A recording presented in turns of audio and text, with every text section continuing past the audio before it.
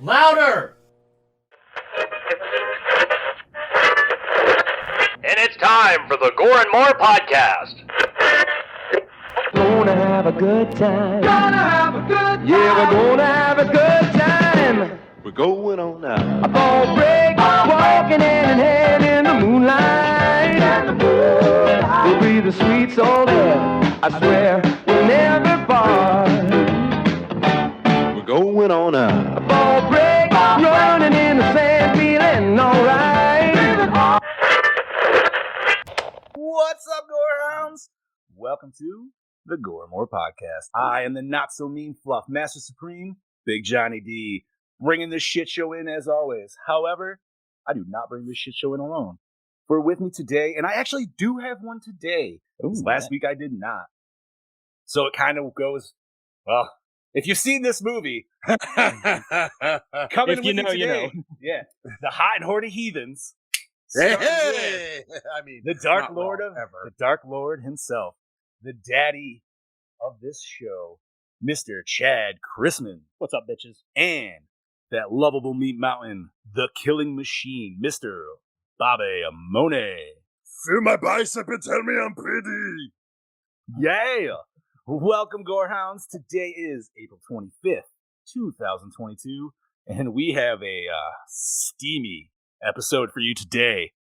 And, oh my goodness.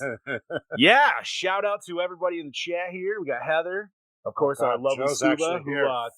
is joining us but can't join us today, and Mr. Joseph Gallo, who I did get to hug today, and it was a very nice hug. About three Aw. different hugs, so it's always My good. hug is better, Joe. I listen, dude. I'm like, as Chad knows, I'm a hugger, so I just take them all regardless.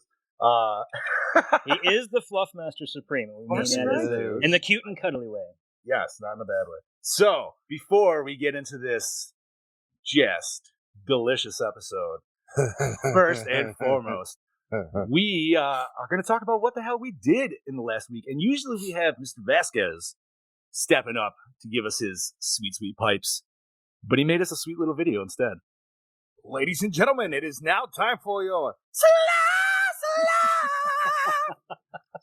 I Thank fucking love that you, pizza. That's great. Steve. Right?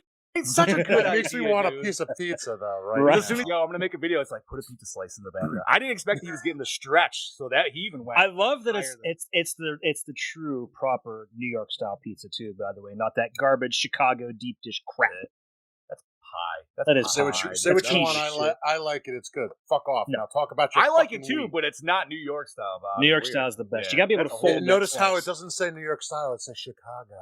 Yeah, that's all right. What up, Brody? Boo boo kitty. Fuck. Oh, Yeah, my buddy.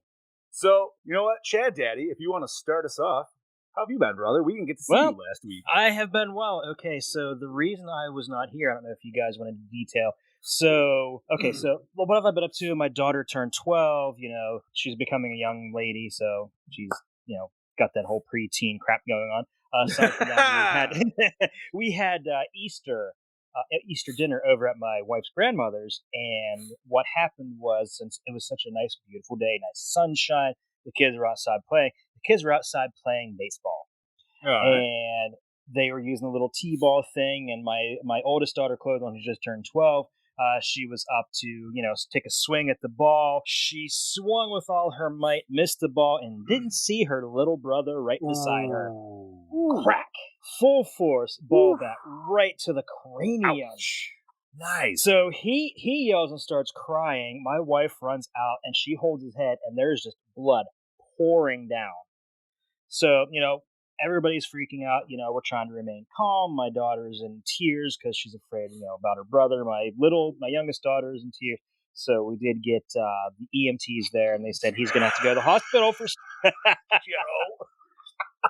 So he said the EMT said, you know, he's going to have to go to the hospital probably for stitches. So we take him to the emergency room. They, you know, they look at it, do a CAT scan. Everything's fine. No concussion. He's perfectly fine. Didn't even need stitches. They just glued it shut. So Nice. by the time we get out of the emergency room, and I had to go up to my in-laws to pick up my other kids and got back, it was already after 9:30 at night. So I didn't have time to watch the movie, unfortunately. I barely had time to get any sleep. So that's why I wasn't on last week. And after that, you know, it's just been a pretty uneventful week. Took the kids bowling for Chloe's birthday party, had a nice turnout. And I don't think I got a chance to mention this. So a couple weeks ago, my lead at work, who we love working for, dropped the bomb that she handed in a resignation. Her last day is this Friday.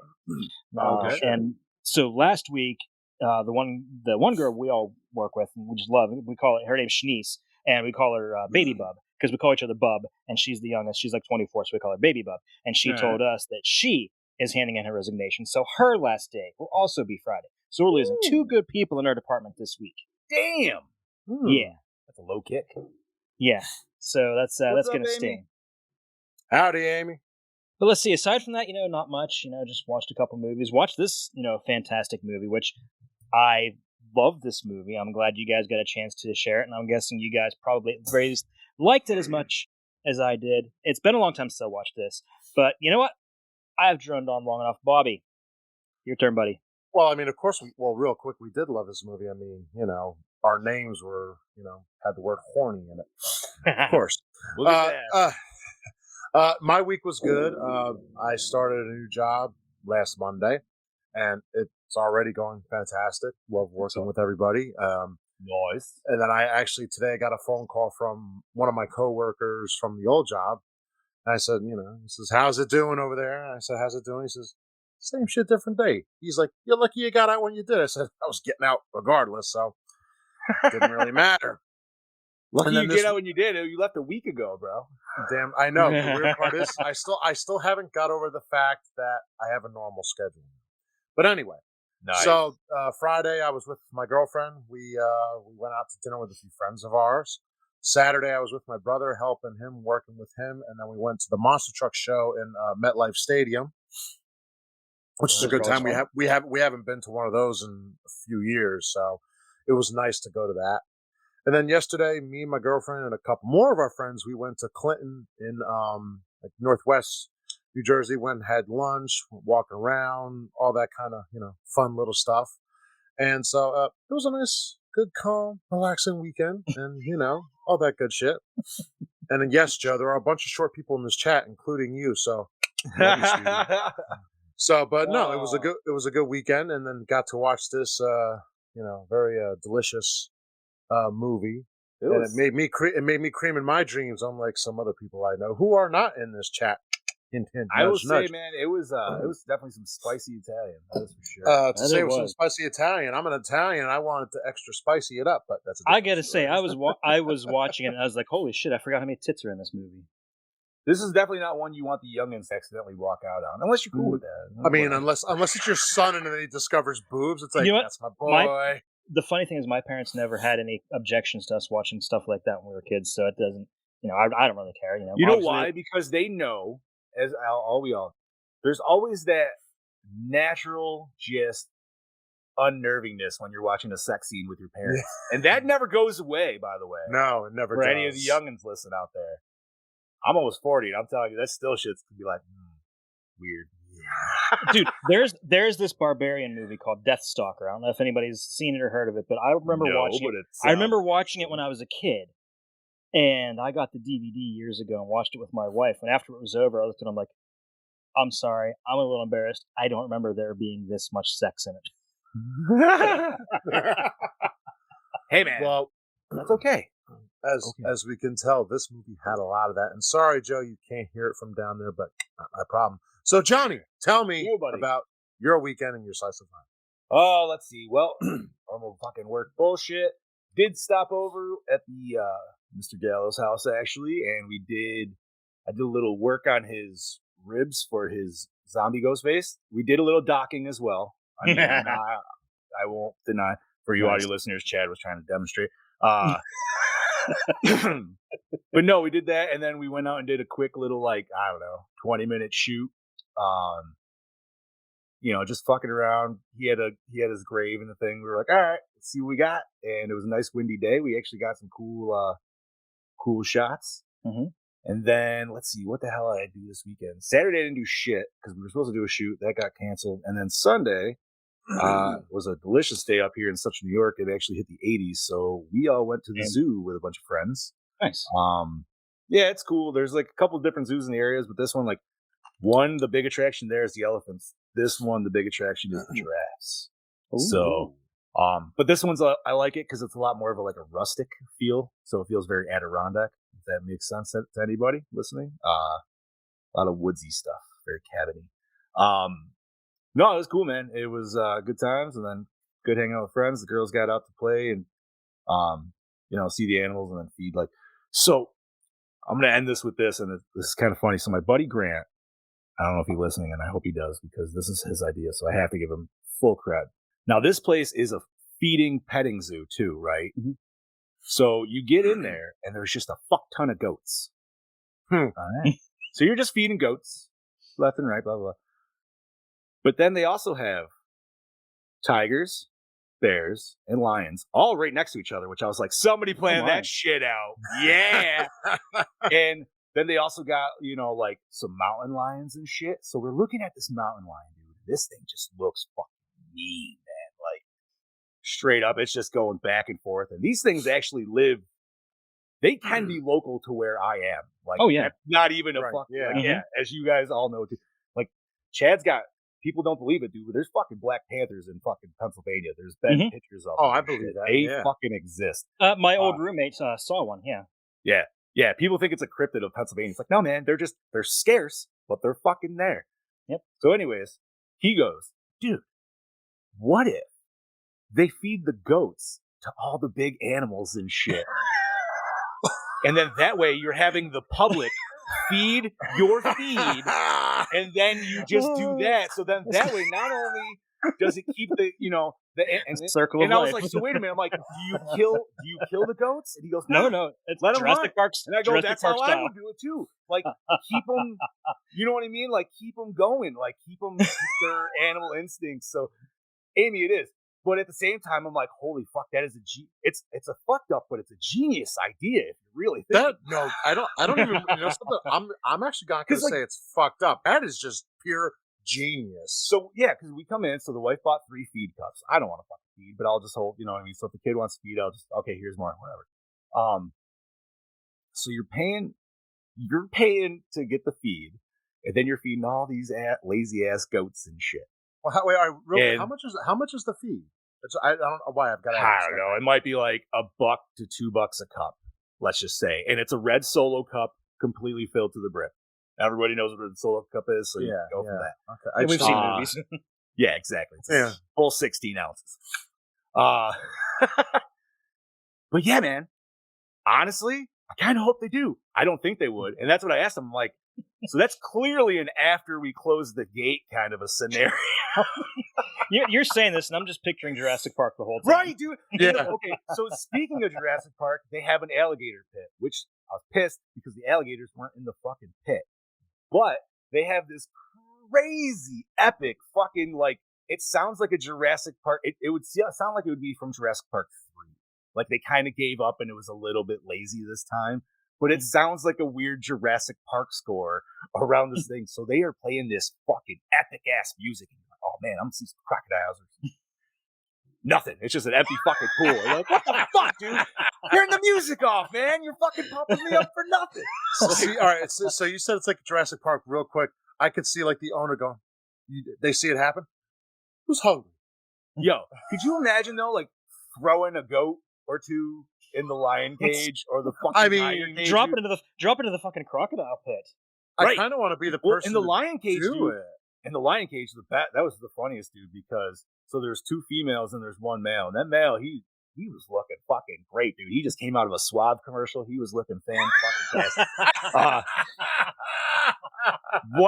He was looking at all these kids, which I always feel like that at zoos, dude. I'm like, you have these 500-pound cats looking at 40-pound children staring at them, and it's just the cat's like, dude, just throw one over. Come on, throw one over. It's all I just want. You know what I mean? So, anyways, he's coming up out of the cage. One of the females comes over, dude, and you hear this low growl, and I look at my wife, I'm like, dude, she just gave him some fucking serious shit because he instantly turned around and they went over, and then they started fucking, dude, he was straight up putting his shit right in her face, and I was like, oh, she was giving him shit for a different reason. And I was like, well, this is how kids learn, right? So that was my weekend. John at the zoo. It was a great fucking time. John watching lion fuck. Right? I really hope the goat thing is true, by the way, dude. I know it was just a thought, but at the same time, like, I don't know, man. That seems so smart. Terrible, I like- but fucking I like- wow. I like Joe's idea to use a trebuchet to throw the goats in. Right?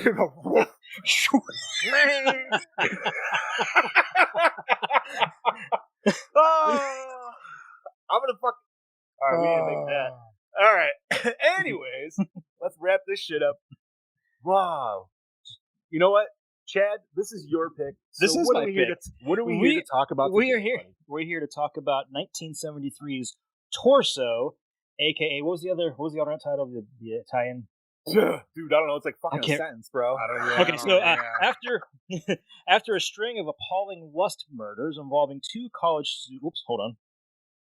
involving two college students, I hit the wrong button. She Oh walks to my the University God. of Perugia. Daniela, accompanied by 3 of her young girlfriends, and 2 of them are definitely girlfriends, flee to the safety of the secluded Villa St. Alba in the Italian countryside. However, the sadistic serial killer, who leaves a red and black scarf at the scene of the crime, is determined to finish the job. Or is it a Prepared black to- and red scarf? He is prepared to drench the girl's sunny vacation in blood. Who is the unknown murderer, and what is his motive? Bob? Would you like to take it? Certainly. Directed by Sergio Martino. Your vice is a locked room, and I only have the key. Jesus Christ, that's a That's long a title. Wow. I love that title, though. It is. Vice is Yeah, a it locked actually room is. and only I. That sounds like a Fall Out Boy song. No, dude. that I'm sounds not like a gonna song. does, fucking doesn't it? lie. That sounds like a song title, actually. That's some he al- emo shit from 2005. Yes. He also did Island of the Fishmen, written by Sergio Martino. American Rickshaw, 2019. After All of New York. Ernesto Gastaldi. What? After the fall of New York. Did you say after all of New York? Yes, I did. Wow. Sorry. After the Fall of New York. All right. Sorry about that, guy. Ernesto Gastaldi. Shut up. Death Walks on High Heels. Yes, it does. And The Great Alligator. Produced by Carlo Ponti. Ponte! Not Dr. Ponte, Savija. but Dr. Zhivago. Oh my Dr. God. Zhivago. Shivago. Oh, Blood for Dracula. Okay, that one I know. Dr. Zhivago is very famous, man. Yeah, well, I it's would not still Dr. fuck that up Strange. because I haven't I've seen it, heard but- I've heard it, but I've never seen it typed out like that. So I'm All right, so are we ready for me to butcher this? Yes. Yes. Let's do I've been this. Well, it's not terrible. So, Susie Kendall, the bird with the crystal plumage, to Sir with love, as Jane. Tina Almont, Malicious, the new princess, as Daniela. Luke Miranda, Silent Action, Destruction Force, as Roberto. John Richardson, Black Sunday, 1 million years BC, as Franz. Not Hans. Roberto Franz. Bisacco, there we go, close enough. Hands of Steel, Secrets of a Nurse, as Stefano Vanzi. Ernesto Colli, Creeping Death, the Anarchist, as Gianni Tommaso, the street vendor. I like The street vendor. Thank you the for street vendor. because you know what? I didn't would even know he had a not- name. Wouldn't have Right, known I who was the gonna fuck say, I he would have was. never known he's got a last name. He doesn't even have just a name. He's got a full fucking name. Yeah, and I don't remember hearing his voice or his name ever. No. Angela Covello, Tales of Erotica. That's what this movie was. Baba Yaga as Katia. Carla Brait, Escape from the Bronx, The Case of the Bloody Iris, as Ursula. Conchetta Arioldi, The Strange Vice of Mrs. Worth. There we go. The Cousin, as Carol Peterson. Patricia.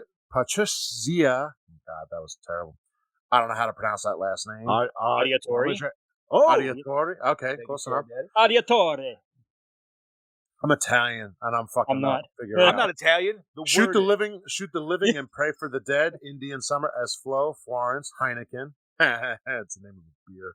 They were drinking Luci- Heinekens too. They were Luciano Bartioli. There we go. The Suspect, Sahara Cross as Peter. Gianni Greco, The Sexbury Tales as George. Luciano de Ambrosis, The Children Are Watching Us, The Heart and Soul as Inspector Martino. And Carlo, somebody give me that last name. Alighiero. Bird, thank you very much. The Cat O' Nine Tails, The Silent Action as Uncle Nino. All right. Music by That took me a bit. Sorry. Is that really right? Am I going to say this wrong? I feel like Yeah, you're gonna say it right. Yedo? The Guido. Guido! It's Guido. Is it? I don't Yeah. know, dude. All right, Guido. Guido Marzio de Angeles. I'm going to fuck this up way worse than Bob did. A Blade in the Dark. Hey, and The Last Shark. Cinematography by Giancarlo Fernando. Warrior of the Lost World and Troll 2. Edited by... Oh, I'm going to fuck this one up. Ingenio? Chad? Is that? Help me out with that one. Hold on, I'm replying to Scoob. Ingenio? Oh, you're fine. Ingenio Alviso. The Good, Bad, and the Ugly. Yeah. For a few dollars more. Spaghetti westerns at their best. Effects and makeup by Mario Valero, Django, and Dr. Zhivago. Distributed by Interfilm. Runtime of 95 little people. Rating of R. Budget. We don't fucking know. Yeah, I couldn't find. Hey, that's But all right. at least I found how much it made in America. But it did grow. Okay, so this is America. Thank you for noting Yes. that. In America, it grossed $735,000. Yeah, it actually mostly went to like drive-in theaters. I can see that. I'll say Often that, I can played. believe. It often played on like a double bill with Texas Chainsaw Massacre. This shit's playing after midnight at a fucking yeah. drive-in, dude. Because with the amount of titties in this film, to which we're here at general discussion. So let's fucking discuss, gentlemen. So I mean, what's I'm not to start okay. with? I was very confused, and I thought I might have turned on a softcore porn for the wife and I to enjoy That's when I what's- first got into this movie. Yep, Steph said the same thing. She's like, I'm confused. Like, was the guy trying to make a porno? Was he trying to make a horror film? I think he was just trying to enjoy a three-way with a weird little fucking porcelain doll, which, I'm not here to kink shame by any means. Hey, you want that? Go for it. But I mean, I only watched this like by myself because I just had the time. I turned it on and I'm like, I said torso, right? That's a torso, but that's not what I'm supposed to be watching, is it? Like I was like, I mean, I'm not going to argue with it, but I'm like, Okay, so this movie, the meme that writes it down perfectly or fits it perfectly is mark me down as scared and horny. Because that's how you're going to fucking leave this movie. Yes. you're going to want to go to your significant other and be like, listen, I'm scared and horny. You need to help me with one of them. But, all right, let's... Okay, you know what that let's just makes push me go, hey, Marge, I was just watching women's volleyball on ESPN. Alrighty. All in all, and the nudity is fantastic, and I'm sure we'll talk much more about it. But the movie in itself is actually still a fun movie. Yeah, Fear it's actually- boners. yeah. Fear boners in its worst. Thank you, Scoos. Yes. He's got a fear boner. boner. Love it. Raging. But yeah, no, this is actually a good horror movie with all of it. Now, it's a really good horror whodunit. yes. Oh Actually, my god, yeah, the yes. whodunit act part of it is fantastic. The Oh, amount yeah, of they- red herrings they throw at you is Yeah, ridiculous. exactly. Like, And you'll find out in my notes that even the cast didn't know who the killer was. yes, I saw shit. that, and I thought that was really cool. The director, unless the director was just pulling that shit and was like, "Because I don't fucking know, so we're just gonna write it at the end." Which never is know. funny enough because that's how the fucking in the last week's movie, Chad, you weren't here, but that's how that went down Yeah. inside the movie. So Really? yeah, it was because the guy was writing music for a horror movie, and the director would not let anybody see the ending of the movie because she didn't want to give it. You know what I mean? Yeah, it was Yeah. similar. And also, this is a movie we've watched a lot of different Italian so far, even within the time we've been on the show. This is one that you can follow. Yes. And I know that might not seem like somebody said, well, you can follow it. I'm like, no. You can actually follow this, and it plays out nicely. Now there are a few spots, and I will say, like, there's one, and I believe it was in the square, but it was, and I'm going to be terrible with the names because I actually watched it in Italian, so I only watched the That subtitles. was the only way I So could find it. Right. with Which- subtitle, yeah. Honestly, in comparison to last week's dubbing, I preferred it. Yes. Way better. The acting felt way more natural. I feel like and I feel like you end up paying more attention to the movie, not less, if you have to read subtitles too. so, Yes. because wait, if you have to, you're saying? Yeah. Oh, okay, yeah. Because like the wife she didn't like it at first. She's like, I don't know about this. I'm like, well, you need to start watching anime more, which I also said to Heather too. I saw that. No, it was it was good, but there was one part where there was a character, and I'm gonna say it was one of the brunette ladies, and I think it's the one who ends up getting killed, who gets like taken to that weird like 3-way fucking barn in the field. That was the part that really So kinda that confused me. that was a little yeah. It was like right all around in there, and then but it was like right before that she was like. She saw this girl in a scene, and then there was a next scene, and then they were like, "Hey, I haven't seen you in forever." But they never really tell you like how much time passes, or at least that I personally caught. So I was very like, was this weeks, days, hours? Like the way she acted, it seems like it would be a couple weeks almost. You know what I mean? Like, Well, but- I know from the time the first person was killed, and it shows that was like a week. okay.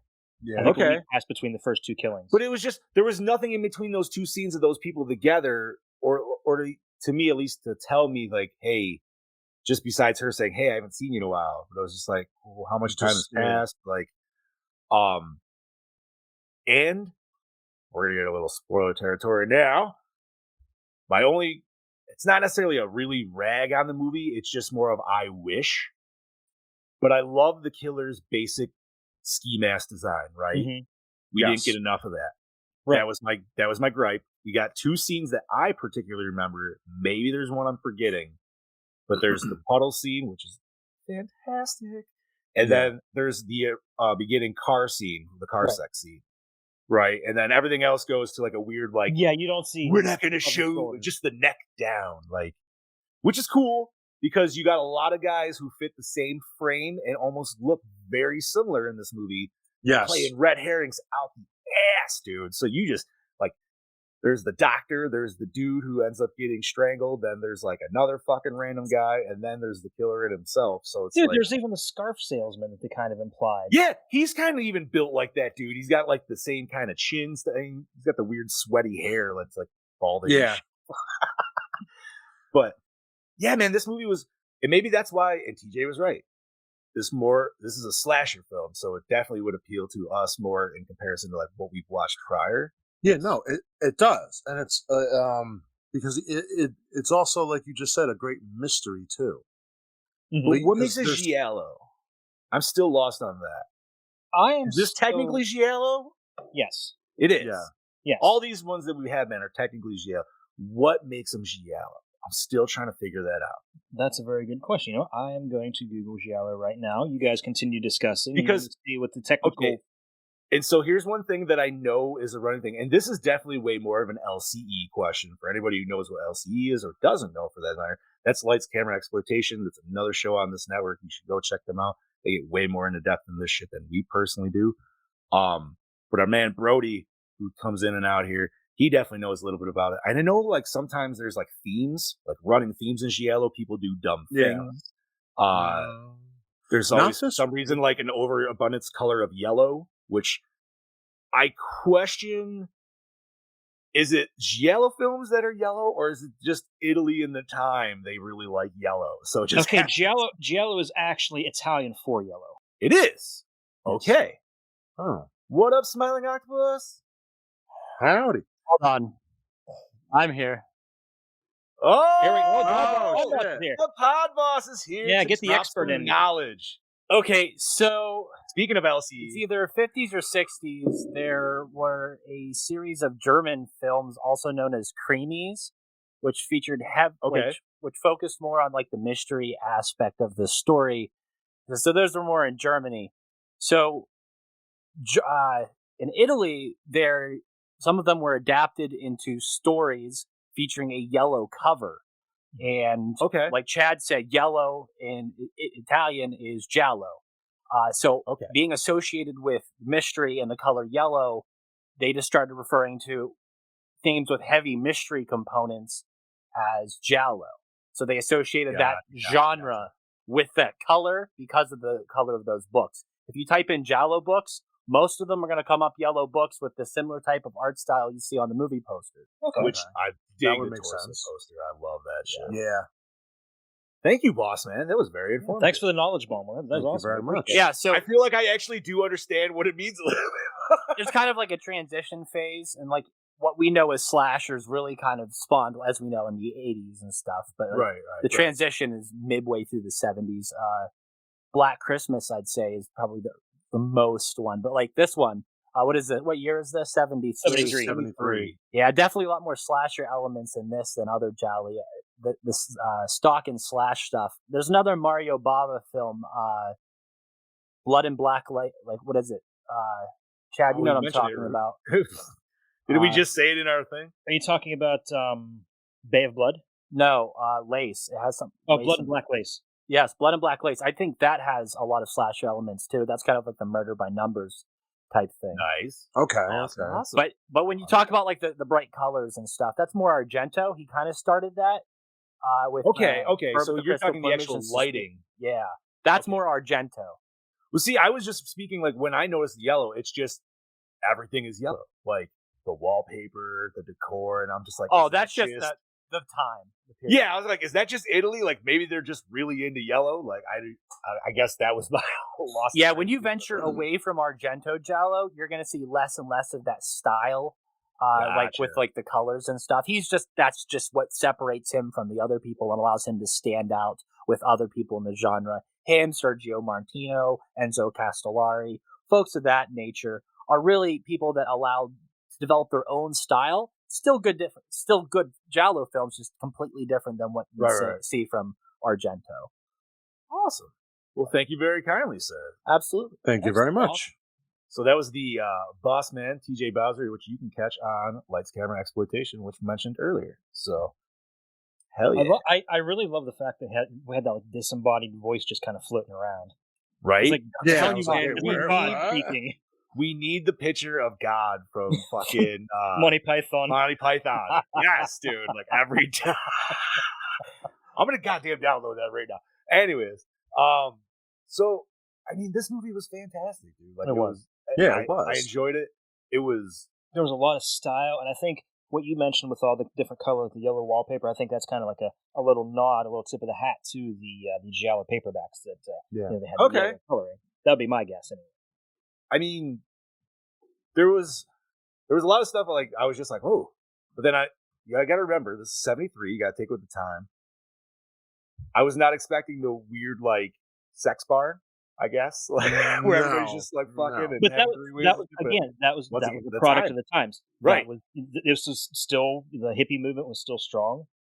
Absolutely, and that's why I was just kind of like, all right, 73 was which was funny. So they're showing all this nudity and everything. But given part of the time, and our beloved Scuba talked to us about this earlier, so I got to throw this out there for sure. We still couldn't see women kissing. They still blocked that out in this film. They did it very artistically, for sure. But we could see women rubbing on each other naked and all this other shit. We could see opening scenes of 3 ways. But man, we cannot see ladies kissing. What? No. Can you guys hear me or see me? You are I paused. hear you, but I you're can hear paused. you. My network connection dropped to 0, and I don't know. Oh yeah, you were in the fucking red hard. Okay, let me get out of here and refresh. Give me like 2 minutes, guys. No problem, sir. You're fine, bud. You're fine. We also mentioned this before briefly. You know how you said like certain Argento films or whatever, like they're generally stupid characters. Technically, Sometimes Colorful. Yeah. This one, they were all pretty on a good like level playing field. None of them really had too many stupid moments. Martino approaches, since Chad's gone, I'll fill in. Martino approaches his stories more realistically, definitely more grounded approach. I think Argento is more theatrical in the way he writes his characters, more entertainment type of stuff. For example, in Burp with the Crystal Plumage, there's an eccentric artist that eats cats. So what? Yeah. Oh my God. Then it gets crazier from there in Trauma. I don't want to ruin stuff. Like the monkey, you guys saw Phenomena. Oh yeah, dude, the monkey. That's honestly just the tip of the iceberg when it comes to weird stuff. But like, I recommended a couple films earlier in the week to Bobby. I don't know if you got around to the one that you were interested in about. No, I ended up being out, so I did not. But it's on I have it on my list. But those, other than Giallo, that kind of blends the genres of poliziotteschi, Italian crime film, or police film. So that kind of has elements of both, which is interesting as well. But like you said, it's definitely different than Argento films because it doesn't have the the eccentric characters. Which, you know what? Maybe that's why I was misrepresented, because we started with Argento. So that's just kind of all I knew. So, but now obviously like expanding the plate. Yes. And you called this one before. You said this was a lot more slasher elements, so it would fit our bag. And it did. You guys talked about the mask right before. Oh my God. Yes. And like I said, that was one of the things I was just most disappointed in the movie, is we didn't get more of the mask. Mm-hmm. Like, I wanted at least one more good scene of it. And I understand, you wanted definitely with the whodunit, and they did well with that as well. Yeah, I absolutely love the way that the killer looks in Torso. It's just compared to the other Giallo of the time, completely different look. Different look. So and this is going back, but when you had us doing, you were on the motorcycle one, that was more 80s, right? That was Nightmare City, right? We did a couple of them. We did like 3 or 4. No, that was Nightmare Beach. The motorcycle one is Nightmare Beach. Yeah. Nightmare City is a completely different movie. Yeah, that's getting remade right now. What's the one? See, I'm not sure how I feel about that, because I've seen the original, and I feel like there was a great premise there, but for me it fell just a little short. So wait, the one you guys just said, was that the one where they killed that girl on the playground in the beginning? What was that one? Remember there was a girl. Oh, that's Night carousel. School. That is that's Night School. That's it. Yeah, that is like a slasher film that has Giallo elements. Yes, it's like this in reverse. Yeah, but that was 80s, right? Yes. Okay, that's later in the cycle. That was a great movie. That was one of the ones that stuck with me because I liked it. Yeah, that was the one that had it was the lesbian principal, right? She was the killer. Mm-hmm. Cuts off the heads. Yeah. Chad, you remember that, Chad, or no? No, it's not. Night School. In the beginning, there was a girl stuck on the carousel, and the killer was just screwing with her with a knife. Oh, I remember. Yeah. I was gonna say, just go back and watch that scene. You're like, I remember that. Yeah, that was a good. I knew we reviewed it, but I don't remember. I couldn't remember. Then you mentioned that was a couple years ago. So. Yeah. A few more under the belt now. Chad, do you notice any similarities to the project I'm working on and the killer in this film? I did. Yes. A little bit. Yeah. A little bit. God, I love Torso. It was good. Thank you, Chad Daddy, for picking it. It's one that I'm very happy you guys liked it. Do you have other films from the genre and era, Chad, on the way up? Or we're doing Deep Red next week. Yes, we are. Profondo Russo. Which I know that is one of Brody's personal favorites. And speaking of, that's all well and good, boys, but Katie's cutting in. Snip fucking snip. Well, howdy fucking do there, gentlemen. It is all your DKB here back for another episode of Gore and More, and I'm here to talk to you about Torso. Give you my little fucking 2 cents on this Giallo film. Now, this is my second viewing.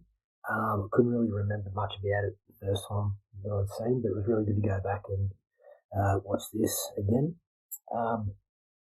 Let me just start off to say that I love the overall design of the killer. It's very basic. It's just a mask, but it just looks so fucking creepy and intimidating. Especially those exterior night scenes when we get to see him peeking around fucking corners and stuff. For instance, there's this one fabulous scene where he stalks a hippie through the woods. It's probably about, I don't know, dusk or whatever. And they follow this bird through the fucking forest, and right at the edge, she sees a silhouetted serial killer wearing the mask, and the cinematographers do this really cool, it's like a Kubrick feel of a, not so much a quick zoom, but it's sort of a medium zoom pace to reveal this silhouetted serial killer in the distance, and I just think it works extremely well. That's probably my favourite kill of the movie as well. How he was able to strangle her in the puddles and then turn her over, and not only that, just to finish her off and poke her fucking eyes out. Yes, I did cringe at that scene. And it's a lovely touch onto what this serial killer does to the bodies. He mutilates them after he strangles them to death with this handkerchief, whatever the fucking you want to call it. So, yeah, cinematography, this is actually a really good film to look at, especially in 1973. I guess the whole aesthetic of the locations themselves, the exterior shots, even the interior shots of the town, and the rooms that we are placed in. I mean, the camera really knows how to justify making a small room feel overly big for these characters, and I think it worked extremely well. What else? I had a little bit of a problem with some of the scenes dragging on for too long. There's a fair bit in between that sort of, it doesn't really, it's just more so give these characters more dialogue. I will say that they do fill it up with some free titties. I love me some free titties. There's a fuck ton of free titties in this, actually. So that's a bonus. Yeah. I still think it's a great film. I guess that I've been spoiled with Argento so much lately that it's sort of hard to come off Argento films to actually get back into something a little bit different in the giallo genre. But yeah, I still find it's a really good watch. What else? I think that's all I need to fucking say about this film. If you haven't seen it, definitely go suss it out. Today I'm going to have to give it a Gore N More score of I'll give it a 3.4. There's your DKB signing out, and I'll catch you motherfuckers next week. Cheers, Mr. Brody. Thank you, buddy. You. His on the dialogue, yeah, that's definitely true. There could have been some better and much more dialogue with the people instead. So I'm assuming you all watched Italian with English subtitles then? Yes. Correct. Okay. Absolutely. Which, personally, like, after last week's, where the dubbing was just very atrocious. It is spots. It is funny. Nice. Like, it's funny you bring that up because I started watching the movie on the Arrow app and it's in Italian, but there's no subtitles. I couldn't figure out how to turn the subtitles on if it even has subtitles on Arrow. It does. So there's sometimes it has the English, sometimes it doesn't. Okay, so I just closed it and watched it on Shudder anyway. It's not to skip ahead or anything, but I got the Arrow disc, so yeah, I'm debating getting that now because there's a lot of sweet bonuses that come on it. Do you have any other Giallo of the time other than Deep Red? We just the one we just did was but that was 80s, wasn't it? No, or was that late 70s? Was that 70s? Chad, Don't Torture a Duckling from Lucio Fulci. Why don't you have that on here? I mean, we can throw it on there easily. Well, if you're just doing stuff that's other than Argento, I know that you're a Fulci guy. I don't think. I mean, that's a good possibility. You know, I mean, that's even different than Martino. Like that guy's just tonally dark with his Giallo. Like he touches on like kids getting killed and stuff. Oh, Fulci, he's dark on everything. Thank you for mentioning that, because this movie had a hilarious scene of a child getting yeeted off a cliff. And yes, got fucking shucked, dude.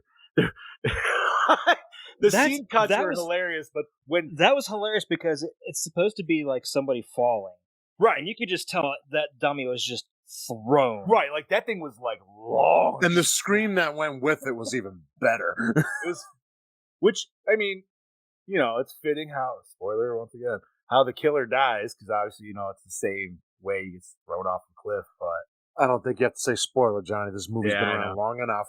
Yeah, this movie's actually older than me. Yeah, it's older than all of us. But once again, I never saw it till this watch, so you know. The really funny thing is the first time I watched this, and I told I think I mentioned in the chat, was I found it in a bargain VHS bin at Walmart 20 some odd years ago. No shit. Yep. Walmart coming in clutch with the good shit. I saw it was like $5. I'm like, this looks good. Huh. So I was happily right. You still have that VHS? I do somewhere. It's packed away in the garage. Is it what cover is it? Is it the same yellow cover? Like with the No, it's god. It wouldn't have had that. No. Cover. Dude, that shit's sweet. I love that poster. This would have been the Anchor Bay release back in the day. Yeah. Alrighty, so we also have a video from our missing comrade, but Mr. Scoop Steve. Hey, what's up? It is host of the Ghost, the Duke of the Dead, the Prince of the Paranormal, the Ghost Daddy, the Cryptid Keeper. Why isn't it Scuba Scoop? I'm here to talk to you today about Scuba Scoop. Ooh. I heard that plot summary, right? The one the boys read earlier. Well, for me, this movie was nowhere near as exciting. You can see how this movie left an impact on other films, though, especially in this genre. Better on those edits, I appreciated it for what it was. I have to say it was a lot better than a lot of the other Italian cinema films that we've reviewed so far. It has tons of violence, which I love, and movies galore. Like, is that what Italy's like? If so, I know where I want to retire. I want to go there. Like I said, while I did enjoy this movie, I feel like the first half just kind of dragged on so much.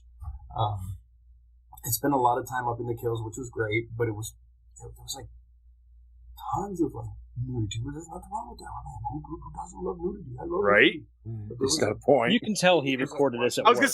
saying, if you're wondering why Steve is whisper talking, it's because a little bit more enjoyable. he works at a school. Can't be talking about And titties. starts like sawing at that one girl with the hacksaw. I wish we would have seen a little bit more of that, but that was really awesome.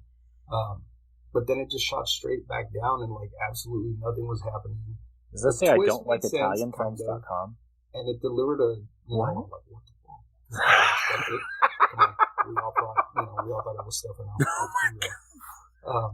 But like the final standoff between Jane, the doctor, and the killer, it just feels incredibly. There was nothing like there was. It was like all low stakes, for that point. He did tell us to read the bottom, and it had so much potential to be like this, like. He watched Phenomenon and ruined it him. It just fell short for me, man. And I don't know if it's just I don't appreciate this style of film or what. It just it just felt like particularly up to that point there had been next to no action when the killer finally revealed himself. But this movie is packed with nudity and idiots making bad decisions and some gore, and who can't appreciate that? So on to our questions. I watched this on Shudder. Douche of the film was definitely stuff I know. My favorite kill was the kill because it was like super ridiculously done. I laughed. The best scene was the murders at the villa, I think. Even though we didn't get to see the kills, I thought the aftermath was pretty awesome. The opening scene did hook me in. I mean, how could it? I mean, yeah, how could it not? No doubt. Most attractive character, I'm going to have to go with Danny because she's brunette and she was smoking hot. The score did set the mood for this type of film. I think it fit very well. Can't think of a best song. My favorite character was the scarf vendor. Homeboy tried to blackmail the killer, and the killer said, nope. Yeah, like, why would that dude ever think that was going to work out for him? Acting was because people are horrible. idiots. I know. People just I'm glad that it was did the torso music, Italian subtitle. It had subtitles. But it was in the original Italian language because I finally got to see it. Guido Maurizio De Angelis. Supposed to be. Acting wasn't bad, but it wasn't great. I felt like it was just kind of like over dramatic at some points, which I guess maybe that's one of the tropes of this type of film. Cinematography, I didn't notice anything extravagant about it. It was good though. It was good. The premise was entertaining, very entertaining premise. And for the 4 R's, I'm gonna say rewind because it's not a horrible flick. I may watch it again one day. It's not one of those ones where I'm just like, absolutely not. I'm not going to watch this again. So that's my review. There's enough titties to keep Scoob satisfied. See you guys next week.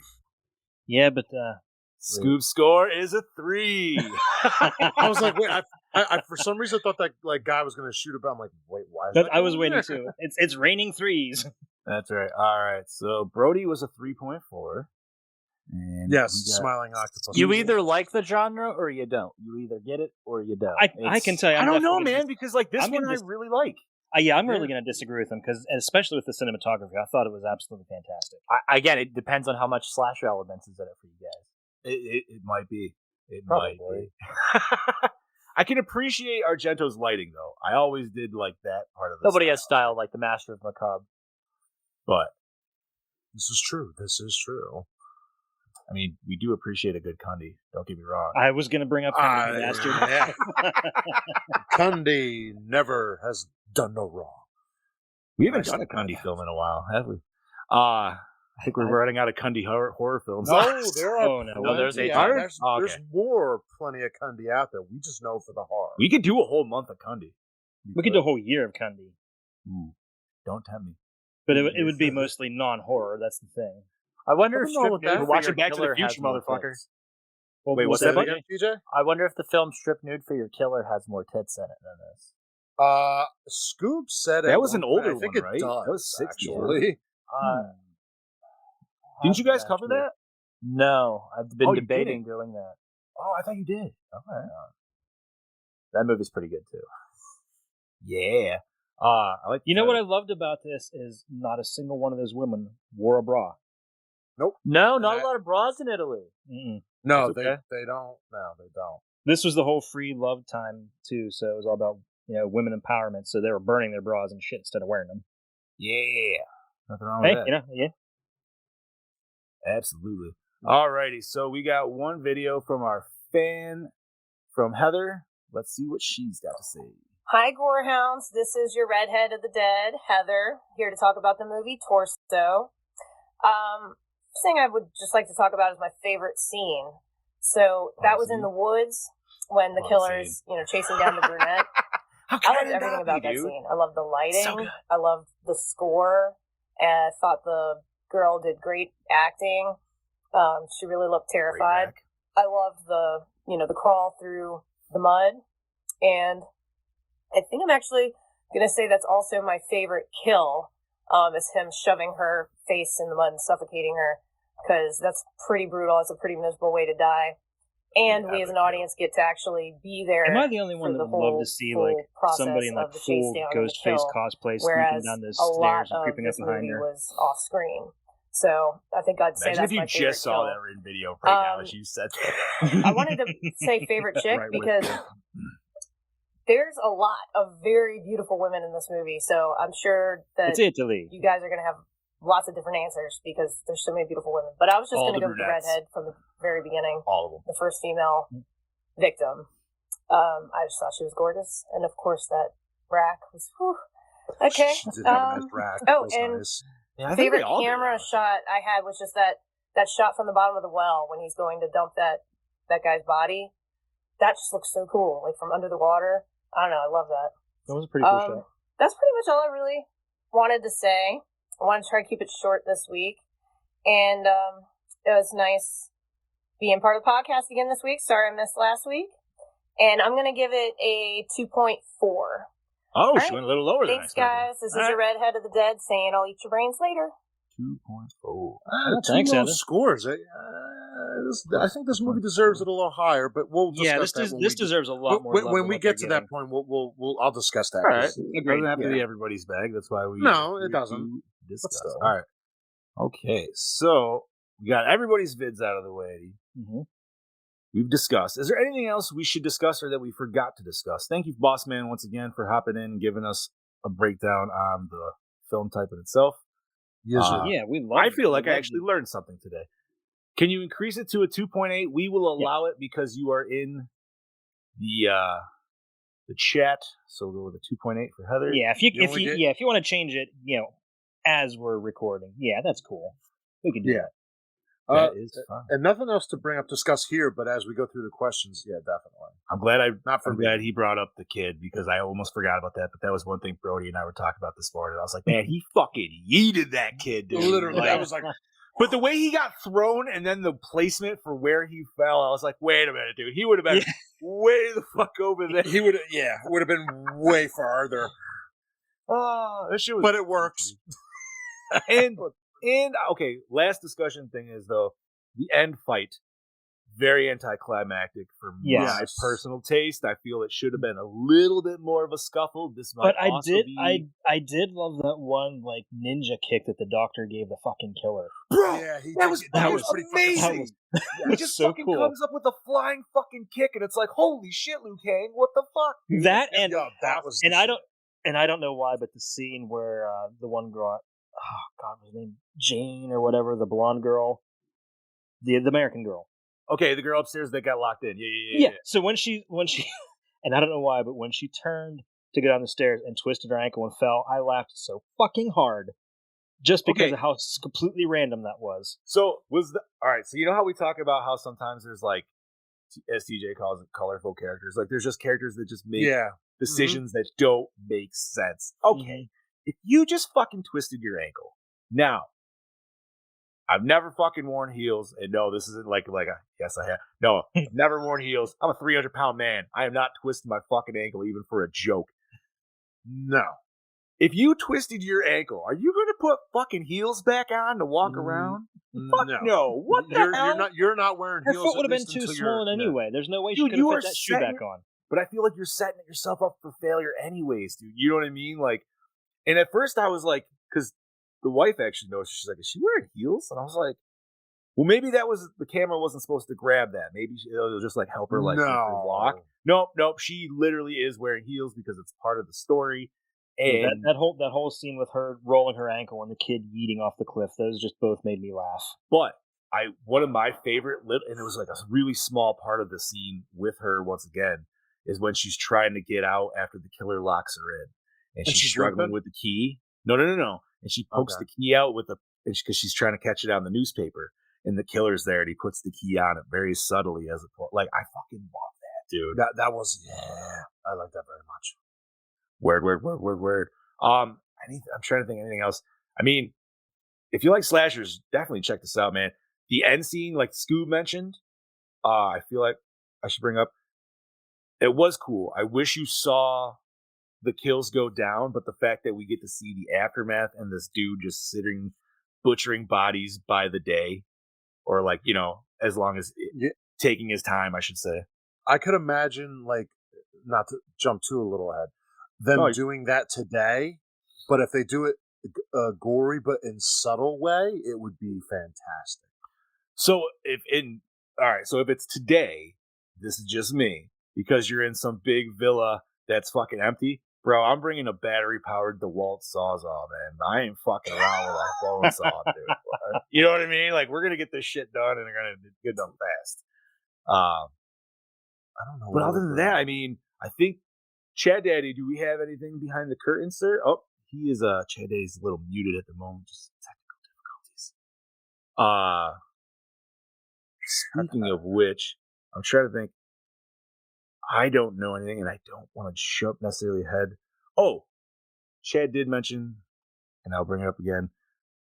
Nobody knew who the killer was. None of the ladies in this, which kept the suspense the whole time, and made the red herring thing that was a chef's kiss. Just no.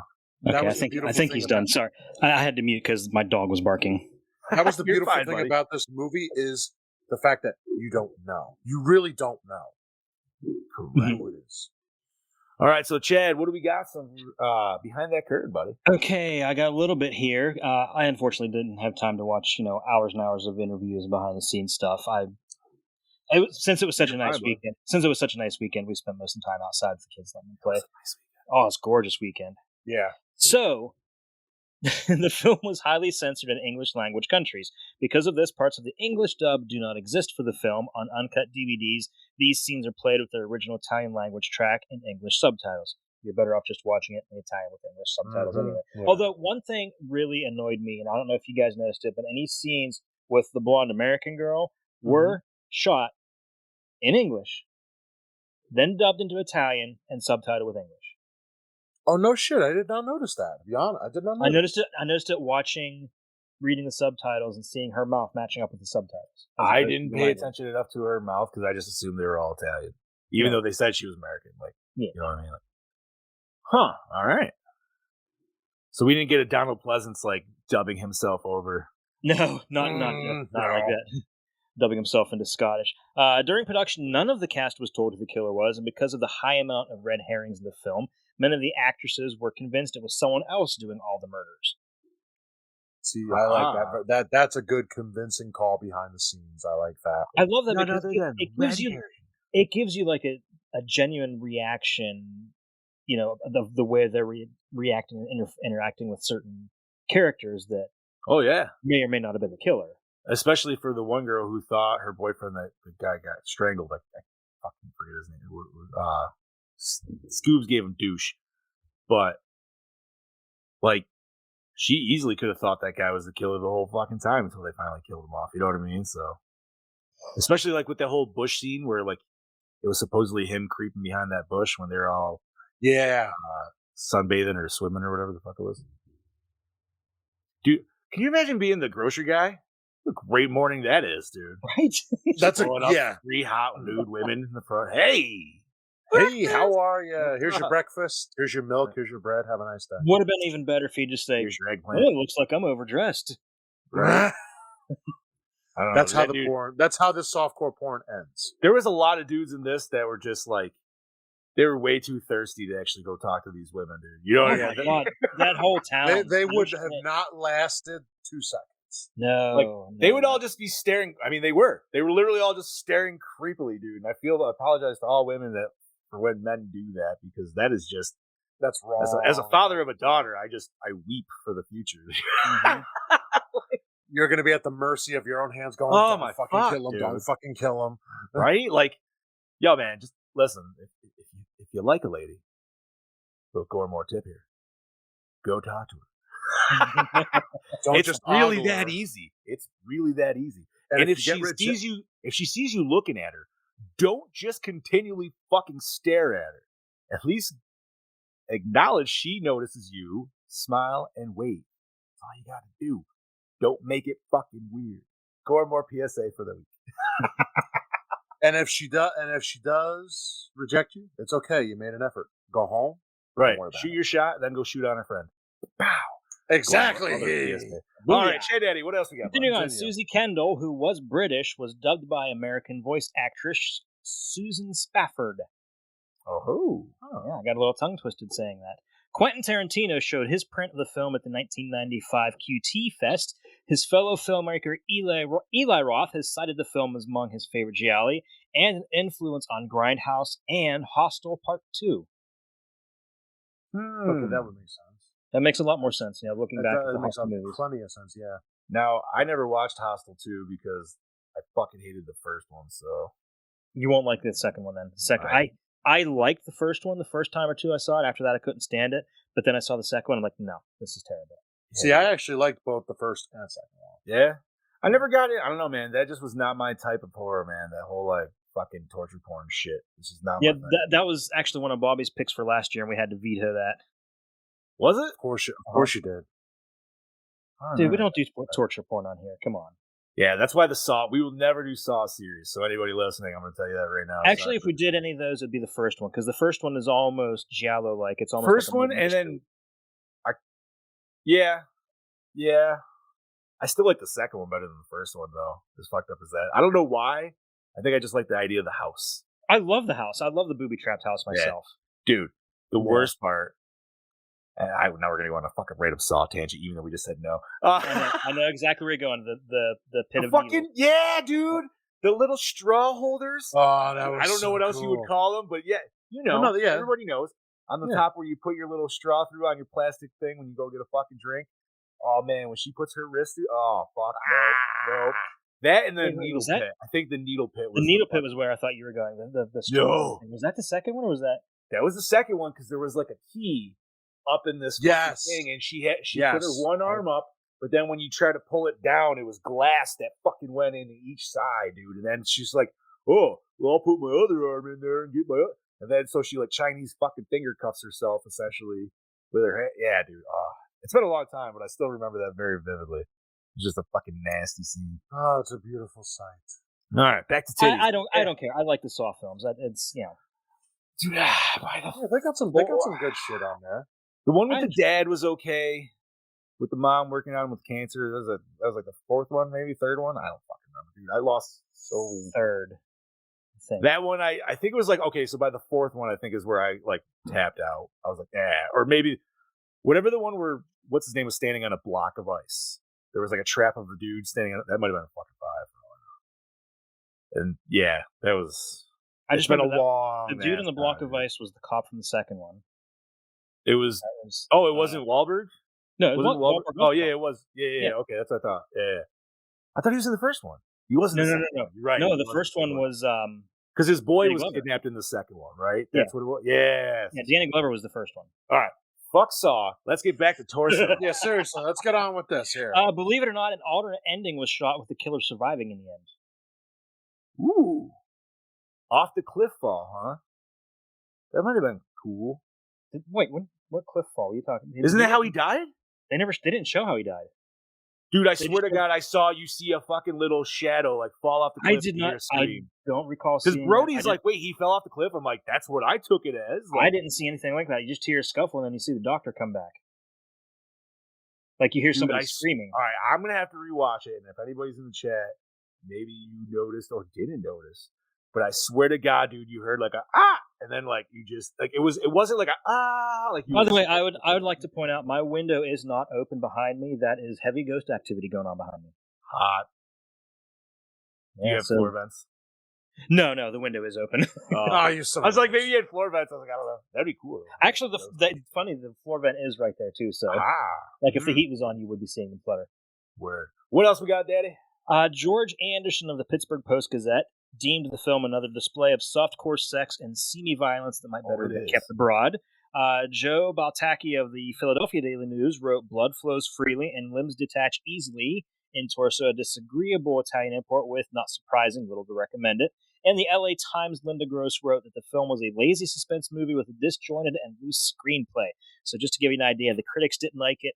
Critics usually don't like horror anyway. So they never really do. And if they do, it's very rare. Like that time Siskel and Ebert gave Critters 2 thumbs up. Like, I think it's very rare that critics... Or it's even like a movie, or it's even a movie like Silence of the Lambs. Like, it's very rare.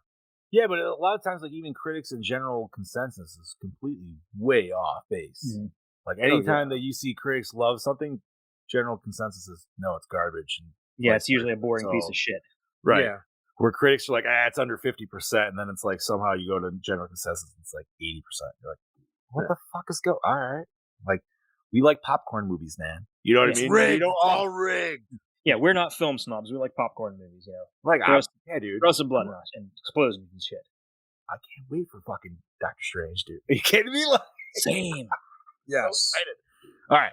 What else we got, Chad Daddy? Anything good? The extended cat and mouse villa scenes between the killer and the final girl in the film's final 30 minutes have led to Torso being retrospectively recognized as a proto-slasher film. I mean, I would consider it a slasher film, honestly. Yeah, I would whatever. That's fine for sure. Definitely one of the earliest ones. And finally, the film was released with its original title in Italy on January 4th, 1973. Joseph Brenner Associates later distributed a recut and rescored dubbed version as Torso in the U.S., and the film became a success there on the drive-in and grindhouse circuits, often as a double feature with the Texas Chainsaw Massacre. I would love to watch that double feature. Yes, Same. I would too. That would be a fantastic one of the granddaddy. Torso's definitely second window. For sure. Yeah. Well, I don't know. Not for me. I would show Torso first, just because. No, I would strong. I agree. Yeah, but dude, with that many titties, you can't show that shit at 9 o'clock, bro. Yeah, you can. Maybe you can. Don't you be bringing the fucking kids then? No. Yeah. That's it. Like, that's it. You're not going tonight. This is Mommy you know what, Daddy. You're right. Because, dude, if you're labeling it as a grindhouse show, you should then not have right kids. then and there, that should be enough warning to be like, listen, dude. Yeah, don't bring the kids. Right. This is NC-17 potential territory here. This is Daddy trying to touch Mommy's titty while he watches titties on screen. Okay. That's what I'm saying, dude. This movie definitely was like, I was almost forgetting I was watching a horror movie at some point. So I was like, kept looking at the wife. I was like, hey. This is one of those rare times. This is one of those rare times where we see more boobs than blood. Yeah, not complaining. I mean, there was You're for this being a slasher film, basically, there was surprisingly a small amount of gore. A lot more strangulation. Yes, which is fine. You know, that was his weapon of choice was a scarf. Well, you know, they all like to be strangled at some point. Not that I would know. Not all of them, but a lot of them. Anyways, Chad Daddy, what else we got? That's it, buddy. That's it? All right. So, gentlemen, we are on our questions, and I think we pretty much already answered this one. Mm-hmm. But where did we watch this, mother liquor? On demand, Tubi! Shudder, because I'm going to go with the horror app of all. I would, but the problem is it's only on my phone. I don't feel like watching this on a fucking small screen and my laptop. I'm lazy. Put your laptop on your TV. Again, I just said it. I'm lazy. I was like, you have an HDMI cable, motherfucker. There's no way you don't. I know. I should start. I literally have a tote of nothing but HDMI cables. I think I'm going to leave my... Bro, you're a dad. You have a whole tote of cables you'll never fucking use again, but you'll never get rid of. No, because as soon as I get rid of one, I'm going to need it. Fucking right. I've done it, too. I was so mad. So mad, dude. It was a 9-volt fucking inverter, and I was like, finally got rid of a bunch of ones, and then I was like, it was literally like a month later, and I needed it. I was like, I fucking started kicking boxes. I was so mad. All right. Douche of the film. Stefan. That was the boyfriend, right? Uh-huh. That was the one who got strangled at the end. No. Honestly, I'm gonna go with Yeah. the kind of I'm gonna go with the two rapey dudes on the mopeds. Those are my Oh, two picks. Good pick. actually, Yeah. That's a good pick. Because they were getting like And how funny was it when the one dude was chasing her through the swamp and just his bike just stopped dead and he flies over the fucking handlebars? flies right Oh, into yeah. the mud. So my question was, not to get like weird on this, did she know she was going there to get into a three-way? I believe she I don't- had to have. I don't know. I don't think so. Yeah, but she was pretty cool with like them sucking on her Tut- neck and pulling her titties out. But it was Yeah, when she was. and I mean she straight up told him like, "Yo, before you're taking my pants off, you take your clothes off." Which my wife cheered. She's like, "Yeah, show me some dick. I've seen enough tits." And I'm like, "You're never gonna see like, you might see dick. It's Italian. I don't know. I don't know if they do that." But then we had a whole discussion of she's like, "No, it's not fair because I can literally count the amount of movies I've seen actual dick in on my hand versus the amount that you get tits." I'm like, "But you can't compare dick to tits. It's not the same. No, it's You not. compare dick to bush. That's that's how that goes." I know it's a totally 80s term, but it was just the first By the way, despite all the titties you saw in this film, no bush. no bush. No bush. No There bush. was that. I was almost strategically expecting to placed doll's see- head. I was almost expecting to see dick though. Honestly, Yeah, like, I so wouldn't have much been sex. surprised if you Like saw it. maybe not even full dick, but like you're gonna see a tip. I'll You tell know what I if you- mean? Like if your wife really wants to see dick on movies, just watch Eurotrip. You see like hundreds of them. Eurotrip. Oh, wait, I haven't watched Eurotrip for fucking forever, dude. The part where they go to the nude beach, going to see nude women, and it's nothing but Yeah. nude men. Well, going to see she nude was women. speaking. She was like, so it was funny because we actually started making a list. I was like, well, I know you see Kevin Bacon's dick in Wild Wild Things. And she You was see like, well, Bruce she's like, you see Bruce Willis in Color of Night. okay. She was like, you see Richard Gere in, there's one where he plays a Oh, gigolo. good question. If TJ's still listening, would you consider Color of Night to be an American giallo? I don't know if I've seen it. Oh, it's a we really watched good it, right? No, we haven't. No, it's a really good one. It's a horror movie? Or is it more suspense? Thriller. It's a suspense thriller. Okay. Still would watch it. All right. Did we do douche? We're all good with douche? Yeah, we did Yeah. douche. Okay. I just wanted to make sure we all did. Favorite kill? Man, if this isn't unanimous. Nope, it's the not gonna be woods. unanimous. Oh, The woods kill for me. Nope, I love for that me? whole- yeah. Chad. I got to go with the scarf salesman getting his head crushed by the car. Oh, all right. Damn it. That is And a you good know what one. the funny is? You guys are literally both my choices because that's exactly. I was like, man, I can't choose because the puddle scene was fucking fantastic. Yeah, It was that's a dirty, great scene It in was general. gritty. It was nasty. It was fucked up at the end because now he's like feeling on her. She's dead. And it's like, oh, where's this going to go? Oh, He just uh, gouged her eyes out. Johnny, real quick, I just thought because you were having discussion Go ahead. about Dixon movies. Technically, in the HD version of Terminator, you do see Schwarzenegger's. That's true. Yes, you do. You see him swinging away there. I was watching Terminator the other day, dude. Randomly enough, I was on YouTube watching Never Hike Alone because I was doing Jason stuff, and that ended, and Terminator started playing for free, and I was like, that was one of those dad moments where I was like, well, I wasn't planning on watching Terminator, but I'm now watching Terminator, and I was fully fucking invested, dude, because I haven't watched that movie in so long. But yeah, no, if your wife would like to see Arnold, she can. That's true. By the way, I would like to throw out there that I consider Terminator to be a horror film. Terminator is. I consider it slash sci-fi film. horror. It is, Sci-fi horror. But it's more horror than sci-fi. It has sci-fi elements, but it's definitely got a slasher kind of feel to it with guns. with guns. With guns and a Nice night for a walk. Which I love. So the guy he actually kills, the first guy out of those group, we're gonna go on a Terminator rant. Bill Paxton. No, not Bill Paxton. The other guy, the blonde guy, who's like wash day. Nothing clean, right? clothes. Yeah, that dude plays a Terminator, essentially an alien Terminator in X-Files. And isn't that Arnold's like stunt double at sometimes too? Oh, Not that shit, guy. that's, Not that guy. It's no. Shao Kahn from fucking Yeah, Mortal Kombat Brian Thompson. Yeah, but in X-Files, dude, like he was a pretty jacked dude too. Like, you know what I mean? Like he definitely had one where he was like full on Arnold in the episode. It was funny as fuck. The guy who was his stunt double is a guy Peter Kent. See, I knew Bob would know. That was. Yeah, He actually looks because he did Terminator, he did Commando, he did. I'm pretty sure Schwarzenegger has a few inches on Brian Thompson.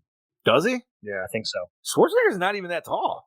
He's honestly like he's 6'1", like isn't he? 6'1". Yeah. All right, gentlemen, let's get back to Torso. Yes. We did favorite kill, best scene. Okay, it wasn't my favorite kill, but the whole chase through the swamp was my best scene. Good choice. Favorite scene is the end when Jane is the last one in the villa, and that whole ending. Basically, I like that whole session. Best scene. I mean, there's a lot of cool ones, man. That whole chase scene though through the woods, like Chad Daddy was right. Like that shit was, I liked it because, man, you're gonna tell me, motherfuckers who watch Friday 13th didn't get elements from this movie alone because. When that dude is standing in the woods, you get the cool fog coming through, and then he just disappears and shit. And it's like, come on, dude, that's full on chasing. Like, dude, they almost directly ripped that off for the remake. Oh, instantaneously, dude. Like, it was good shit. And then let's see if I got an honorable mention. I'm gonna have to go with the hack scene, dude. When like she's hiding, dude, the first time, and he comes in, and then like. I think the food guy comes and then like, you know, he throws the food in there to make sure it looks like people are actually still there. Like those scenes are nice when she's trying to survive that. That'd probably be almost a third act, I would say, right? Yeah, the third act is all right. So yeah, full third act. All right, gentlemen. Easiest question on the fucking list. It's so easy we can almost skip it. Yeah, opening scene hook you in. You fucking. I don't know. Did it hook me in? Let me think about it. Yes. Hook me in and pitch to 10. All right. Most attractive character, any of the women. No. Any specific woman. Any of one. the brunettes. Any of the brunettes, dude. I have a specific one. I got to go with the girl that was chased through the swamp. Yeah, she was one of the ones that. Well, she was one of the ones in the three-way in the beginning too. Mm-hmm. Which you didn't find out to the very end, but I just love their big. Yeah, but that was such cool like reveal at the end. You were like, oh, it was those bitches he was banging. Like. That's who we killed off. It was almost a Saw-like reveal at the end. Yeah. Without the dramatic, like, dun, dun, dun, dun. Without the music. It was like subtle. Yeah. Absolutely. She was delish. And also, I feel the one that was the lesbian one, she was also quite delish, too. Not bad as well. Yes. All right. I normally would go with the redhead, but I don't know, man. The brunette's just... They had it going on this one, dude. I don't know. The brunette. Yeah. All right. Did the score set the mood? Yeah, I would think so. The score was really good for this movie. So during the lesbian scene, I thought it got a weird little hokey. It definitely did. It definitely started. It started with some nice jazz saxophone and flute, and it was like, ooh. It was like 70s porn music. Yeah, we're getting low. Get the low tones of the bass, and but then it started coming in with some like weird fucking wonky like waka waka waka waka, and you're like, what the hell is going on here, dude? Like this is walking down the street music, man. This isn't two chicks banging. But all right, gentlemen, I don't think we can really do best song because I don't remember there being a song. And if there was, we probably wouldn't know what the fuck it was, anyways. Yeah. So, favorite character. I almost might have to agree with Scuba and say the Scarf Salesman because I really don't know any of the other ones that I cared for. I really didn't. The funny thing is, and this might seem like an odd pick for a character, but I'm going to go for my favorite character is the little Italian village itself. The location, the locals. Oh. It was a character. You know, actually, there was a lot of life brought into got that. a point there. You're not wrong, especially at the end scene, man, where she's trying to communicate with the villa. You know, yeah, like you definitely see a lot of back and forth. I like those shots too. You know, that was cool. That was that's a good one, Chad. Yeah, that is a good one. Thanks for that setup. Yeah, thanks, you fucking nut. Tough act to follow. I honestly don't really. I like them, but I couldn't pick a favorite. I'll be. That's what I'm saying. Like, I feel like there were so many people that just got offed, and there's just so many people you didn't know who could potentially be the bad people. If I honestly had to pick, it would be the doctor who came back to save the girl. Like that Ninja Kick yeah. Doctor? Ninja Kick Doctor totally. Yeah. So then Ninja Kick Doctor it is. That Instead dude, of like, Witch Doctor, he's Ninja Kick Doctor. the best thing is like that dude's just got a weird, creepy stare.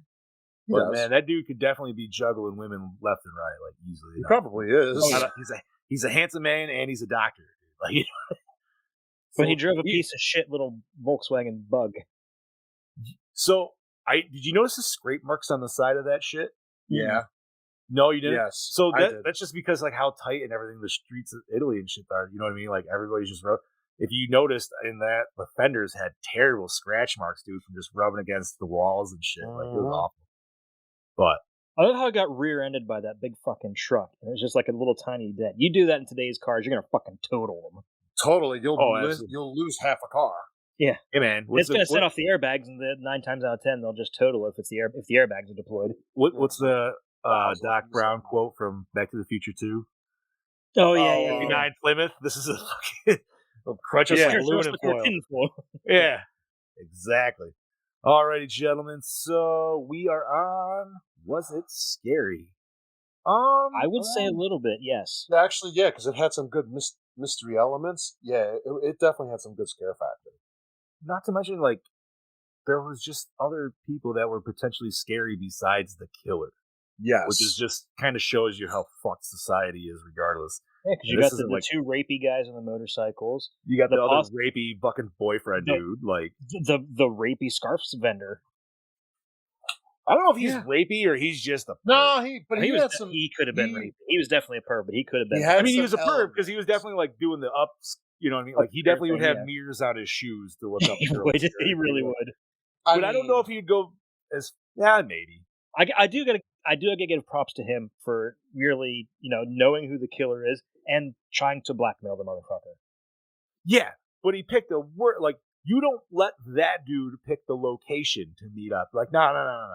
We're gonna meet up in the middle of the day in the square, homie. And you're gonna leave it that way. And have a nice you see that little bistro in the corner? We're meeting there. Right. The one that's really busy at lunchtime. Exactly. Yeah, dude. Like, you need witnesses, man. Witnesses. Oh yeah. Alrighty, gentlemen. So, does it hold up today? Yes. You know what? Actually, I yes would and say. no. I would. It does, but it's definitely a product of the times as far as like the whole scene with the little hippie party. Yeah, lesbian, like not being able to show girls kiss and stuff. Oh yeah, it's got some age. That's a fair. You know what? That's a fair take, Chad. It's a 50-50. Acting, not terrible. Yeah, it wasn't over the top either. Everybody fit. Yes, it wasn't it wasn't overly dramatic or ridiculous. Yeah, which listen, I understand there are movies that require that, but there are some movies that have it and they don't belong there. Mm. Yeah, I can think of a few. Yeah. We're not going to go back to February. All right. So, did you enjoy the cinematography? I loved it. I Wasn't thought bad. I don't care what Scoobs. I'm going to disagree with him. I thought the lighting, the camera angles, especially like at the last act when the girl was trying not to be caught, and just all the shots of the killer, like you're seeing it from her point of view, and you can't see his head. You can see like an arm or a little bit of this. You see the really well bits and done. pieces. Yeah, I agree. And there was one specific shot, and I'm brain farting a little bit on exactly how it went, but it was like she walked through a doorway, and you saw her continuing, but you saw it in the reflection, like the way they did it. It was just a very smooth pan, and like I don't know. I love shit like that. Like it's not much, you know what I mean? That's almost a Dean Cundy kind of shot. Right. It's just those little nuggets of like, ooh, we're gonna spice. Like we have a lady walking upstairs. How do we make this interesting? We're gonna show it in a reflection first. All right, I like it. Like I don't know, it works well. I feel real quick with cinematography. One of my favorite, best scenes for that is the wood scene where he is chasing her. Yeah. They had some nice pan shots in this. They're like not pan. I'm sorry. Like almost like tracking shots. Like oh my goodness, I can't remember. But like it was one of the girls in the beginning. I think it was the one with the red hair. I brain fart on her name, but she was like the way she was just like walking down here, and then she would go up steps. There was one where like it followed her coming up the steps, and it caught her there. It was a still, and then it like moved with her as she went into the next set of steps and like followed her up. Like just those nice little gradual takes and everything. Like I feel make it a lot nicer. Make it feel a little bit more gusto. Feel good. I can't disagree with that. Alrighty, gentlemen. Where are we at now? We did so we are on premise, I believe, correct, right? Yeah, and I think right. it's a very well executed premise. I loved it. Yeah, Yeah. just should have been, I guess, a little more. What's the word I'm looking for? I just wanted more mask. I just wanted more of him in the mask. That's my slasher of vibe. course. That's for me personally. But The premise, I feel, just could have been a little bit. It's executed good, but it could have been executed a little better. you know what, man? It kept me guessing because I didn't realize who it was until like maybe 15 minutes before. I don't mean that like the fight and then towards the end like that. Okay, here's a good example of how the premise worked, and I think, like I said, the second or third time I've seen it. It's been a long time since I've watched it. Was right after he killed Stefano and leaves the dead body right there on the doorstep. Yes. And you see the women scream, and then all of a sudden it's morning. And I'm like, Yeah. okay, did he just leave the body there? What happened? And then it shows, the body being buried. And then she goes downstairs, and fucking everybody's dead. Yeah, that was awesome. I was hoping for that because I was like, wait a minute, they just cut that. Like, what? Which, yeah, you want to see that, and maybe. I think the fact that they didn't show it worked even better. It made it stronger. Yeah. I'm not gonna lie. Okay, so this is actually kind of gonna lead into our next question. So, for recycle, rewind, remake, or reboot, gentlemen, how do you go? Rewind, but I would not hate to see a remake if it's done by like you. I would like to see a remake, and you could also rewind this. Yeah, I would rewind. Love to see a remake. Yeah. Now, the only thing going with me saying I want a remake, taking what Chad just said and not showing it, I want to see that, but show me it in a flashback. Yes. Already have it done, blah, blah, blah. And then when the killer talks about doing something or whatever, it goes back and you at least get to see it happen. Yeah, you know see what I mean? Like doing the damage. Okay, remake it, but with the killer living at the end and getting away. And change the killer. Yes. Fully change the killer. Leave the whole same like art professor and stuff. So kind of like a My Bloody Valentine remake where they flip a little bit. A little bit. Yes. That I thought, and that's one of the reasons I still love that fucking movie. Oh, it's a great movie. Oh, I love it because it was shot like 20 miles from me, so I can't. Well, and it's one of the best remakes ever. I love Jensen. By the way, easily. Super Speaking of, right? All right, gentlemen. So we are going to rate this bitch, and we got 3 ratings in the board. So, Chad Daddy, if you want to start me off, homie. I'm going to give this a solid 4. As much as I love it, it's still. I almost hate to say it, but it could go with a little bit less boobs. Some of it was a little bit too gratuitous at certain times. It could have dealt with a little less boobs, a little more blood. It's definitely one where you wouldn't be watching solo and like have somebody walk into the room because they're definitely gonna be questioning what the fuck you're watching. Yeah. Oh God. Yes. Yes. All right, Bob. What do you got, bud? I'll give it a 3.5. 5. And I'm going to go with also a 3.5. All right, so we need to divide this bitch by the magic number of 6, which gives us a 3.4. Not bad. That's not bad at all. For 1973's Torso. What did Brody say originally? Brody said 3.2, right? So he was almost yes. All he right. was almost dead on. Yeah, Brody's usually pretty dead nuts on He gets it pretty accurate really quick. Mm-hmm. Alrighty, so next episode preview is Chad already mentioned it, but we're gonna fucking talk about it again. One of Brody's favorite Giallo picks, and that is Chad Daddy. Deep Red. Deep Red. You got a year on that? Let me look that shit up. Hold on. I should know that because we just looked it up. I just looked it. Oh, Brody said 1975.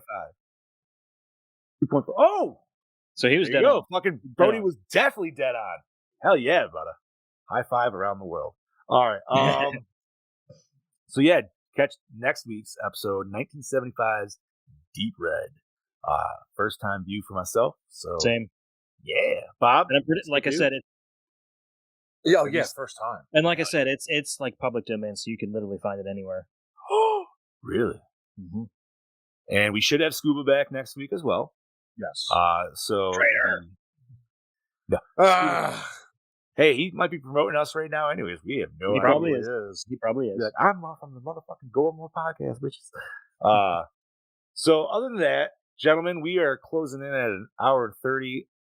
There's not honestly a lot of nerdy news out there that I remember. There's a Ghostbuster VR game coming out.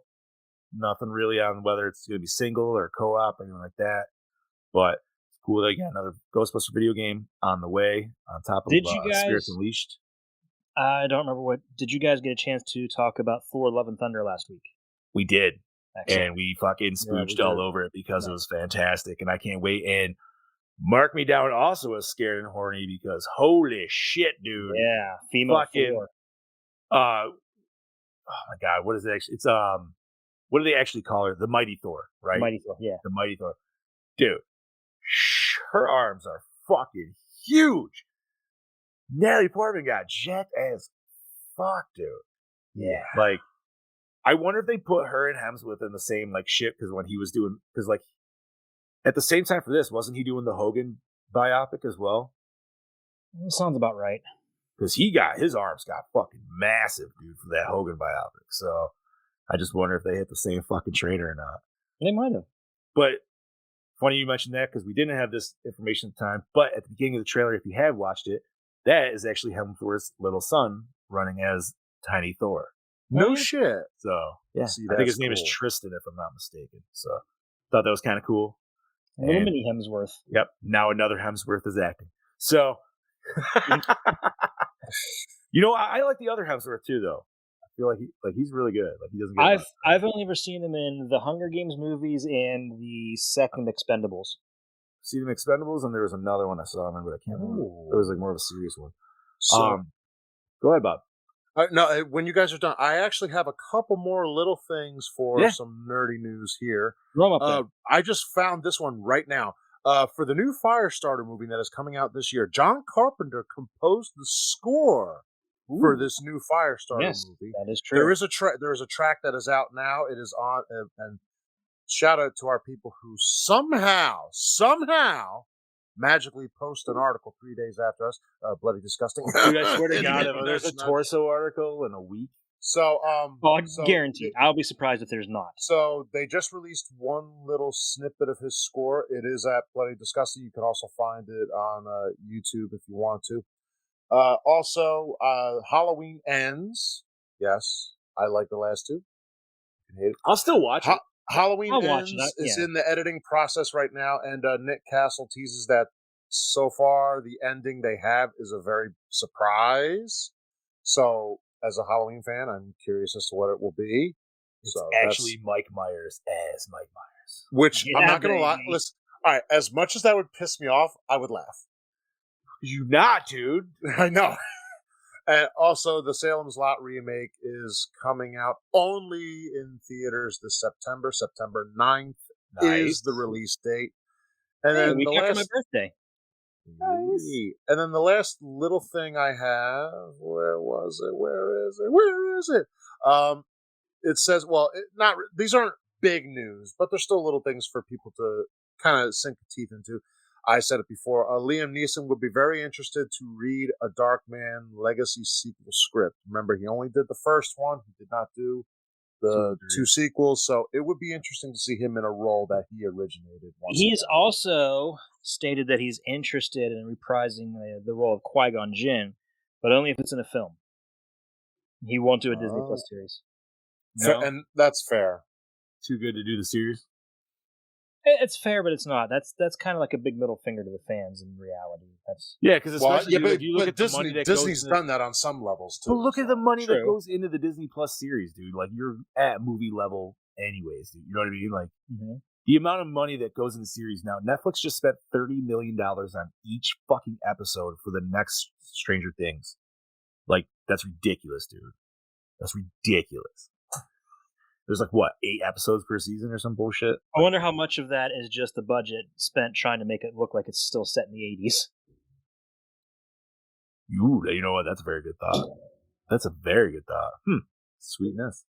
I will say, and for local news for myself, because being a New York guy, such New York, we haven't had a lot of horror we haven't had any horror cons in our area in a long time. The last one was called ScareCon, and it kind of faded out in 2019. It was but they just announced they're under construction, which means they're fucking coming back. So I hope they come back with a fucking big old hammer. And if they do, maybe I can talk to these boys and we'll set up a fucking table and actually promote this shit up at the fucking con. Because, that would just be fun to hang out with them and see some fucking horror people. Usually it's at a good casino, which they always do it too. So there's always plenty of shit to do. All right. I'm not much of a gambling guy, but I'm not either. But there's a lot of shit to do though. So it's like, man, it's still in the game. You know what I mean? Yeah. So, I'll be at the roulette table making some money. I'd be at the roulette table losing some money. Right. Hello, I'm black, baby. Anything else, gentlemen, before we wrap this shit show up? That's it. If you want, we could talk about Elon Musk buying Twitter today. That's actually pretty fucking hilarious. That's just hilarious. I think it's great. I think it's fantastic. And I think the people that are mad about I don't want to go too deep into it because I know I'll go on a full fucking rant into it. Mm-hmm. But I definitely was arguing with family on Facebook, which you should never do. Don't follow my don't. How's the quote? Do what I say, not what I do, or whatever. Yeah. Yeah. I ended up getting an argument with like some family, and it was just all I asked was because it was he should end homelessness. I was like, he can't end homelessness. I'm like, let's do like it takes 1 minute of math and some Google searching and we can figure this out. I'm like, now the dude can definitely help out for like if the dude wiped out his funds now, he could help out for a solid 13 years. I'm not saying he couldn't, but my question is, why is it on one private dude versus a bunch of people that we put in charge? Yeah, See, I should not. Yeah, this is going into a whole different area. We should probably not go into. But there's just so much legal red tape that he would have to go through. Okay, you say he can afford to end homelessness. Okay, how? The only way he could do that is to give money to each city, each municipality to combat homelessness, and they're going to do whatever the fuck they want to do with that money. Right. Yeah. The worst part is, anytime that you get government grants, dude, those grants are never fully going to anything that they're supposed to go. Nope, they never never do. Their pockets, dude. People need to get paid. There's anybody that works with anybody that has they know somebody's position is a bullshit position. Yeah. Boom. And that's a lot. Need greased. Right. Yeah, unfortunately. But personally, I think it's great. I think it's I don't use Twitter, so I don't really give a shit either fucking way. That's my opinion. I use it to troll politicians. Fair enough. So it's win-win for me. I signed up one time, and that was back in 2009, just to follow Ed Boon for Mortal Kombat updates. That was. I originally started it because I was following, and the Friday the 13th game was still really, really big. Yeah. Following their Twitter account was the only way to really find out when the servers were down and what areas they were down. And that's when I started following them. And I started following the Pittsburgh Penguins and stuff. And I'm like, you know what? I'm going to just troll politicians. A buddy of mine goes by the handle of Randall Flagg, obviously not his real name. He has a permanent lifetime ban on Twitter because permanent lifetime. Because AOC, she was doing of course. Yep. So she was doing like one of those live streams of her cooking or something. He just kept telling her to take her top off. Jesus fuck, dude. Jesus. All right. Enough of that bullshit. But no, man. Good. You know what, man? Fuck it, dude. If I had that kind of shit, dude, I would do shit just to piss people off. I wouldn't care. Yeah. You know he was going to do it either way. He was either going to buy it outright or do an absolute hostile takeover. Twitter was his one way or another. Yep. Fuck it. All righty, gentlemen. So next week, once again, 1975's Deep Red. Thank you for everybody for tuning in. Chad, you want to start us off? Yeah, this is your Dark World of Knowledge, your Chad Daddy saying, catch me next week here on the next episode, bitches. This is your Killing Machine Bobby Moan saying, we'll see you next week, fuckers. And stay tuned for episode 10 of The Machine Shop. Yes, that'll be releasing this week. And I'm your Fluff Master Supreme, the one who's not so mean, Mr. Big Johnny D, saying adios, Gorehounds. And remember, stay fresh, cheese bags.